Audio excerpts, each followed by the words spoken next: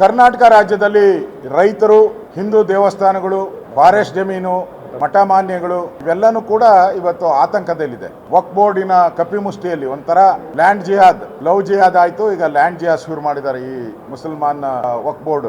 ಅದರಿಂದ ನಾವು ಸದನದಲ್ಲಿ ನಾವೆಲ್ಲ ಶಾಸಕರು, ಸುಮಾರು 15ಕ್ಕೂ ಹೆಚ್ಚು ಶಾಸಕರು ಈ ವಕ್ಫ್ ಬೋರ್ಡಿನ ಕರಾಳ ಕಥೆಯನ್ನ ಜನಗಳ ಮುಂದೆ ಇಟ್ಟಿದ್ರಿ. ವಿಧಾನಸಭೆಯಲ್ಲಿ ಚರ್ಚೆನೂ ಕೂಡ ಆಯಿತು. 2 ದಿನಗಳ ಕಾಲ ಚರ್ಚೆ ಆಯಿತು. ಇವತ್ತು ಸರ್ಕಾರದಿಂದ ಉತ್ತರ ಕೊಟ್ಟರು. ನಾವು ಹೇಳಿದ್ದು, ನೀವು ನೋಟಿಸ್ ಅನ್ನ ವಾಪಸ್ ತೆಗೆದುಕೊಂಡ್ರೆ ಅದರಿಂದ ಏನು ಒಂದು ನಯಾ ಪೈಸದ್ದು ಉಪಯೋಗ ಇಲ್ಲ ರೈತರಿಗೆ. ಕಾಲಂ ನಂಬರ್ 9, ಕಾಲಂ ನಂಬರ್ 11 ಪಾಣಿನಲ್ಲಿ ನೀವು ನೋಟಿಸ್ ತಗೊಳೋದ್ರಿಂದ ಯಾವುದೇ ಕಾನೂನಾತ್ಮಕ ಹಕ್ಕೇನಿದೆ ವಕ್ಫ್ ಬೋರ್ಡ್ದು ಅದು ಹಾಗೆ ಇರ್ತೈತೆ. ಯಾಕೆ ಅಂತ ಹೇಳಿದ್ರೆ, ಹಿಂದೆ ಕಾಂಗ್ರೆಸ್ ಅವರು 3 ಬಾರಿ ಈ ದೇಶದಲ್ಲಿ, ಈ ರಾಜ್ಯದಲ್ಲಿ ಕಾನೂನುಗಳನ್ನ ಬದಲಾವಣೆ ಮಾಡಿ ಮಾಡಿ ಮಾಡಿ ಆ ಮುಸಲ್ಮಾನರಿಗೆ ತುಪ್ಪ ಸವರ್ಬಿಟ್ಟಿದ್ದಾರೆ. ಅದರಿಂದ ಯಾರೇ ಇದ್ರು ಕೂಡ, ಯಾವುದೇ ಅಧಿಕಾರಿ, ಬಿಜೆಪಿ ಸರ್ಕಾರ ಇರಲಿ, ಜನತಾದಳ ಇರಲಿ, ಈ ಕಾನೂನು ಮಾಡಿರೋದ್ರಿಂದ, ಕಾಂಗ್ರೆಸ್ ಅವ್ರು ಮಾಡಿರೋ ಕಾನೂನಿಂದ ನೀವು ನೋಟಿಸ್ ಅನ್ನ ವಾಪಸ್ ತಗೊಂಡ್ರೆ ಏನು ಉಪಯೋಗ ಆಗಲ್ಲ. ನಾವು ಸಿದ್ದರಾಮಯ್ಯನವ್ರಿಗೆ ಹೇಳಿದ್ರಿ, ನೀವು ನೋಟಿಸು ಕಣ್ಣೊರೆಸುವ ತಂತ್ರ ಅಷ್ಟೇ, ಜನಗಳ ಮುಂದೆ ಸುಮ್ಮನೆ ಕಣ್ಣೊರೆಸೋದು, ಇದರಿಂದ ಏನು ಉಪಯೋಗ ಇಲ್ಲ.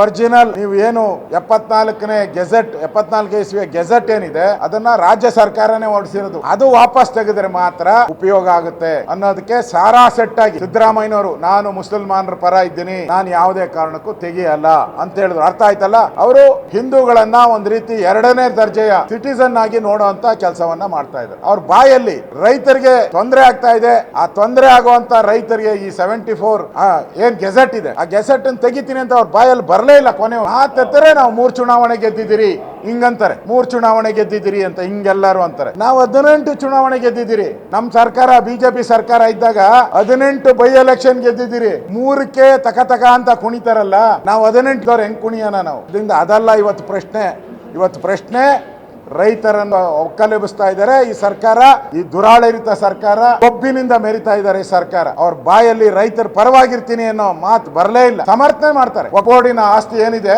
ಅದು 21,000 ಅಷ್ಟೇ ಇರೋದು ಅಂತ ಮುಖ್ಯಮಂತ್ರಿಗಳು ಹೇಳ್ತಾರೆ. ನನ್ನ ಹತ್ರ ವಕ್ಫ್ ಬೋರ್ಡ್ ರಿಲೀಸ್ ಮಾಡಿರುವಂತ ದಾಖಲೆಗಳಿದೆ. ಅವರೇ ಹೇಳಿದ್ದಾರೆ 84,000 ಎಕರೆ ಜಮೀನು ಡಿಸ್ಪ್ಯೂಟ್ ಅಲ್ಲಿ ಇದೆ ಅಂತ ಹೇಳಿದ್ದಾರೆ.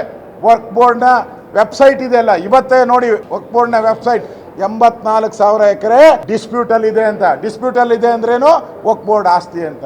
ಈ ಕಾಂಗ್ರೆಸ್ ಸರ್ಕಾರ ಇವತ್ತು ಈ ಸದನದ ಮುಖಾಂತರ ನಾವೆಲ್ಲರೂ ಕೂಡ, ನಮ್ಮೆಲ್ಲ ಶಾಸಕರು ನಾವು ಮಾತಾಡಿ, ರೈತರಿಗೆ ಅನ್ಯಾಯ ಮಾಡಬೇಡಿ, ರೈತರಿಗೆ ದ್ರೋಹ ಬಗೆದ್ರೆ ನಿಮ್ ಸರ್ಕಾರ ಉಳಿಯಲ್ಲ ಅನ್ನೋ ಮಾತನ್ನ ಹೇಳಿದ್ರಿ.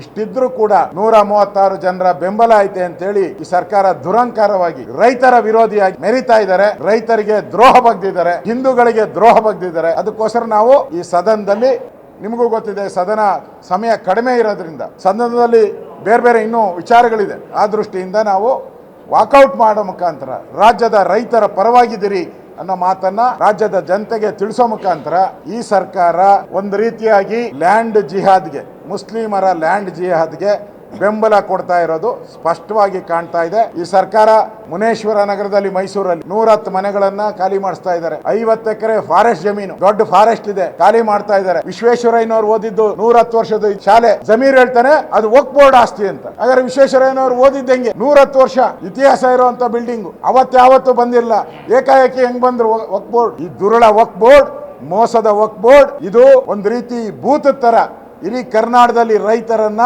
ಮತ್ತು ಹಿಂದೂಗಳನ್ನ ಒಂದು ರೀತಿ ಜಮೀನ ಕಬಳಿಕೆ ಮಾಡುವಂತದ್ದು ಹೊರಟಿದೆ. ಇದರ ವಿರುದ್ಧವಾಗಿ ಇವತ್ತು ವಿಧಾನಸಭೆಯಲ್ಲಿ ಹೋರಾಟ ಮಾಡಿದಿರಿ.